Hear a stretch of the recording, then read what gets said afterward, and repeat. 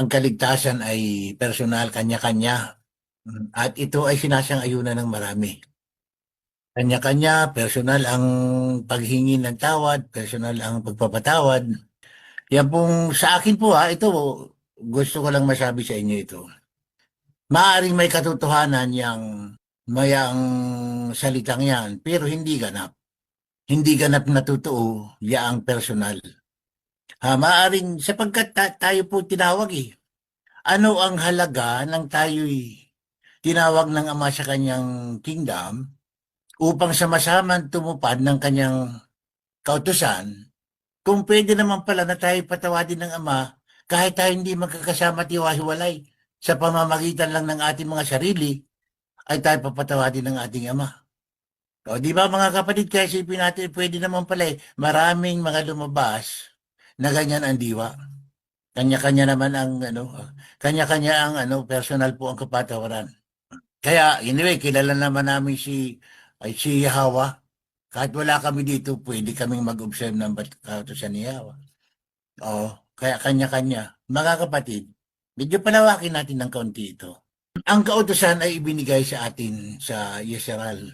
Ibinigay ito sa ating lahi. Marahil naman ay level na tayo dyan, ang kautusan ay hindi para sa lahat, pati sa mga hintil. Although lahat ng mga hintil na nais magpasakop sa kautusan, ay gaganap sila ng kautusan. Kaya nga sila sa kautusan. Di ba? Ngayon, bakit tayo ay binuo pa ng Ama kung pwede naman na kanya-kanya? Di ba mga kapatid? O halimbawa, nagsisi tayo, Ama, patawarin mo. Patawarin mo po ako, naniniklod ako sa iyo, Ama. Patawarin mo ako sa aking pagkakasala sa aking isang kapatid. Okay. So, ano ang kapamaraanan ng Ama para mapatawad ang hinihingi nating kapatawaran? Ano ang pwede nating gawin? Ano ang kapatawaran? Sabi ni Ama, mag-alay ka ng isang tupa. Para mapatawad ang kasalanan mong yan ay mag-alay ka ng isang manok. O kaya mag-alay ka ng isang kambing. O kaya mag-alay ka ng arena. So, hindi ko mo naghingi ka ng tawad, pinapatawad ka na ng Ama. May proseso po ang pagpapatawad. Maghahandog ka ng tupa, o maghahandog ka ng kambing, o maghahandog ka ng manok, o maghahandog ka ng arena. Ngayon, pwede ka bang maghandog? Pwede ka bang gumawa ng sarili mong haralan para doon ay maghandog ka, sabihin mo kay Ama, Mama, ito po ang handog ko para sa kapatawaran ng aking kasalanan?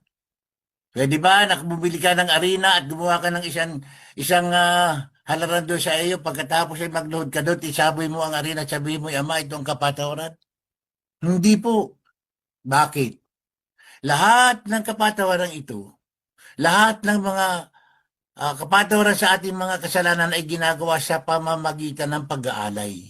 Di ba mga kapatid, sa pamamagitan ng pag-aalay? Naka-specify ang mga uri ng kasalanan na papatawarin sa kanya-kanyang uri din naman ng pagkakasala. O di ba mga kapatid, ngayon, paano makukonsummate o paano magiging ganap yung pagpapatawad sa ating kasalanan? So, gaganap ka ngayon. Tatawag ka kay Sis Nobi, o kaya sa isang kahan, ako po'y may kasalanan, ako po ay magsisin offering. Pag sinabi mo ikaw ay magsisin offering, ang pagkaunawa natin dyan, at ako ang pagkaunawa diyan na nadama mo, naunawaan mo at ina-acknowledge mo na ikaw ay nagkasala at yan ay humihingi ka ng tawad kay Ama. At yan ay magkakaroon ng kaganapan sa pamamagitan ng offering. Kaya tatawag ka sa kahan, yan Alex, ako po ay nagkasala. Sige, ka, Maral, pwede na dyan ng isang kambing. Ayon sa itong ganito, ito papatawari ka, isang kambing. Okay, babayad po isang kambing, magkano? 7.5. Babayad ka. Ngayon, paano gagawin yun? Pwede bang ikaw ang papatay, kukuha ng buhay nun? Hindi. Dadalhin yan sa slaughter at hihingi ng buhay ng mga kahan. Hihingi ng buhay ng mga kahan niya at anong sabi nun, ipatong mo. Papatong ang ipag-pray-pray, ipatong ang kamay at ipag-pray-pray. Ang paghingi ng buhay at yan ang magiging dahilan upang kompleto mapatawad ang ating kasalanan.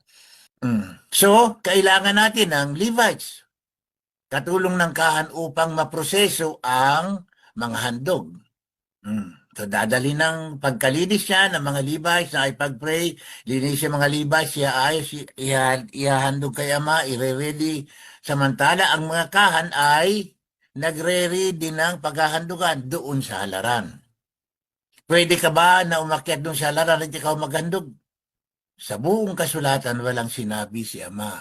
Ang gagawa ng paghahandog ay ang kahan. Maging ang mga Libita ay hindi pwedeng umakyat upang magdala ng handog sa ibabaw ng halaran. Naunawaan niyo ba ako mga kapatid? So pagkatapos niyan, isa sa gawa ng kahan ang paghahandog at ito'y pinagdadasal. Pinagdadasal ito ng mga kahan. Naaway magkaroon ang mapatawarin mo. Kaya pag pinag-pray natin, ang mga handog, ano sinasabi natin? Ha? Ama, patawarin mo ang iyong anak na ito. Tanggapin mo po ang kanyang handog at nawa mapatawarin mo ang kanyang mga pagkakasala. O di ba? Patawarin mo ang kanyang mga pagkakasala.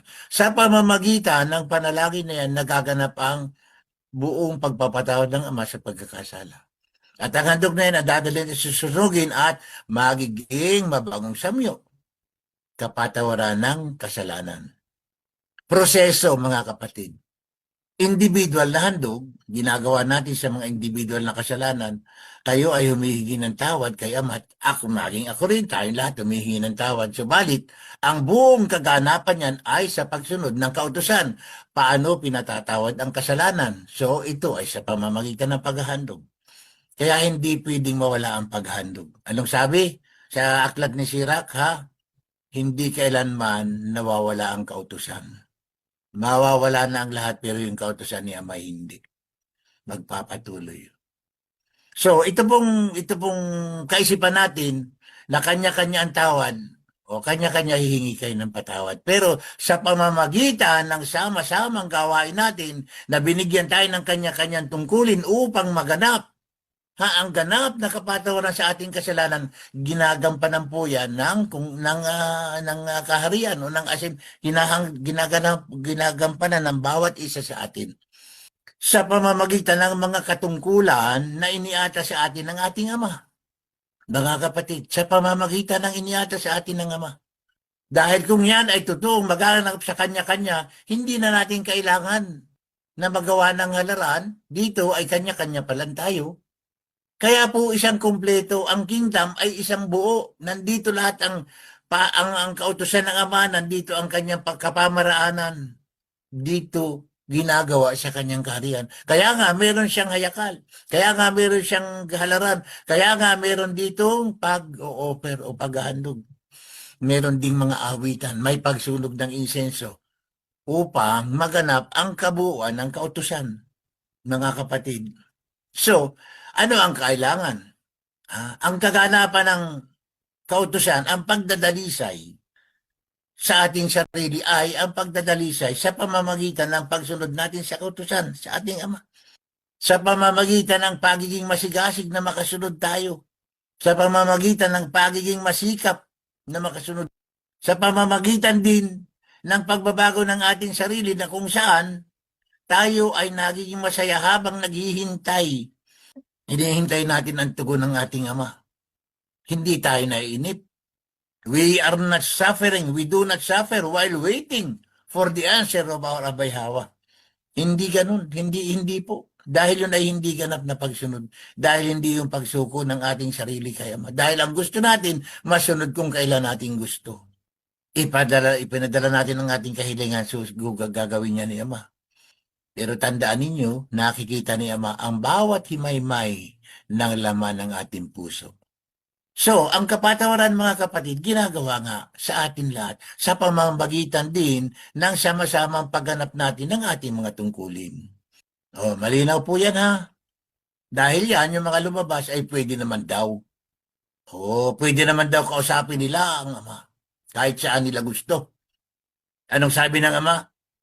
Paroroon ako sa lugar ko kung saan ko itinakda ang aking pangalan at doon ka kayo pagpapalain. Pwede bang kung saan? Pwede bang iba-iba ang handog? Pwede bang ang handog natin ay may blemish? O kahit ano na lang ang may handog natin?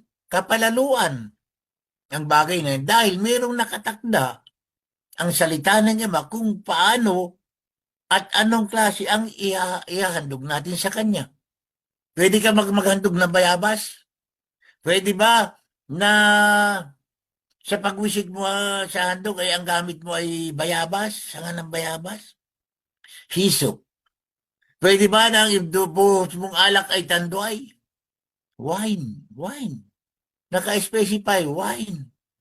Di ba mga kapatid? At ibig sabihin, naka-specify din kung paano niya pinapatawad ang ating mga kasalanan. At sa bawat kapistahan nandun ang kapatawaran ng mga kasalanan tuwing new moon. Tuwing new moon. Naalala ko tuloy yung isa, full moon daw. Alam niyo yung full moon, manood kayo ng mga anime, naku, mga full moon. Nagdidiwang sila dun sa mga Diyos nila tuwing full moon. Mga anito. Kaya hindi po pwede mga kapatid. Kaya sabi nga ay tayo ay may tungkulin sa isa't isa. Kaya tayo nag-aagapayanan, tayo nagtulong-tulong, okay? O yung mahihina, tutulungan natin. Nagtagtulong-tulong tayo mga kapatid. And that's why, sama tayo ng Ama sa kanyang kaharian. At dito nagaganap sa loob ng kanyang kaharian, sa pamamagitan ng kanyang mga utusan, tayo po ay nagiging ganap na banal.